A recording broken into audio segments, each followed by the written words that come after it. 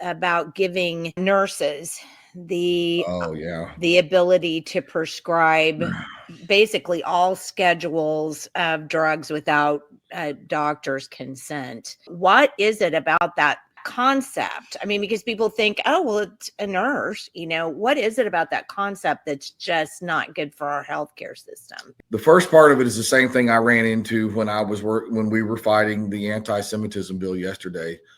A lot of people just don't want to go on a vote because they're going to get labeled as anti-whatever. Anti-nurse. Yeah, and I love my nurses. And nurses in my district have come to me and said, I want you to vote yes on this. And I've said, with all due respect, I can't, because there's one barrier stopping you from prescribing those drugs. And it's the education system necessary to prescribe those drugs.